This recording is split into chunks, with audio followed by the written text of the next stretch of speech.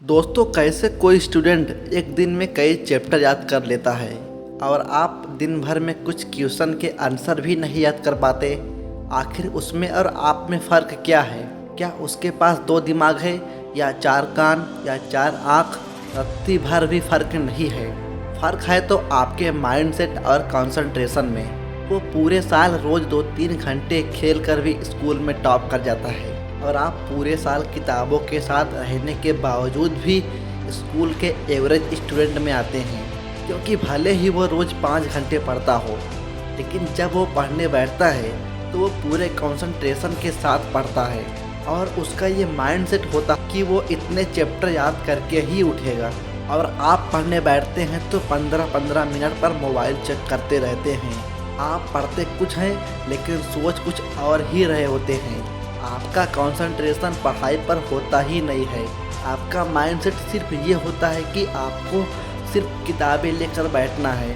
तो अगर आप भी सब्जेक्ट को याद करना चाहते हैं, स्कूल के टॉप स्टूडेंट की लिस्ट में आना चाहते हैं, तो आपको ये 4 स्टेप ज़रूर फॉलो करना चाहिए।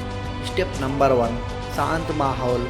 जो चीज़ें आपको किसी नॉर्मल जगह पर 2 घंटे में याद होगा, वो चीज़ अगर आप किसी शांत जगह पर बैठ कर याद करेंगे तो वो आपको 1 से 1.5 घंटे में याद हो जाएगा।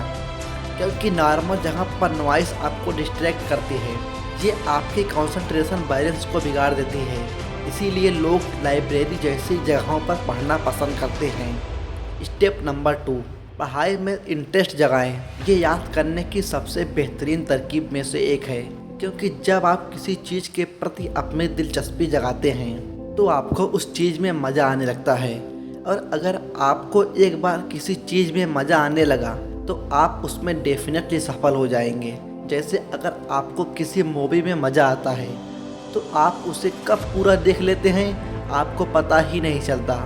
मूवी ख़त्म होने के बाद आपको लगता है कि 2.5 घंटे की मूवी इतनी जल्दी ख़त्म हो गई कि मुझे एक ब्रेक की भी ज़रूरत नहीं पड़ी।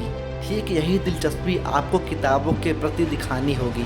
फिर आप चमत्कार देखिए, आप खुद हैरान रह जाएंगे। स्टेप नंबर 3, चीज़ों को अपने दैनिक जीवन के एग्जाम्पल से कंपेयर करके पढ़िए। मुझे पता है कि ये स्टेप आपको बहुत अच्छा लगेगा, क्योंकि जब आप किताब के किसी एग्जाम्पल को अपने दैनिक जीवन के किसी एग्जाम्पल से कंपेयर करके पढ़ते हैं तो आपको चीज़ें ज़्यादा समय तक याद रहती हैं। जैसे आपने फिजिक्स में प्रकाश का परावर्तन पढ़ा होगा और उसे आपने अपने दैनिक जीवन में देखा भी होगा, जब सूर्य की किरणें किसी गाड़ी के मिरर से टकराकर आपके आँखों पर पड़ी होगी, तो आप ऐसी चीज़ों को जल्दी नहीं भूल पाते। Step number 4, revision. ये किसी भी एग्ज़ाम को क्रैक करने का सबसे बेहतरीन स्टेप है। आजकल के स्टूडेंट जितना फोकस पूरे सिलेबस पर करते हैं, चाहे उन्होंने पूरा सिलेबस पढ़ा हो या ना पढ़ा हो, वो फालतू पूरे सिलेबस का टेंशन लिए रहते हैं।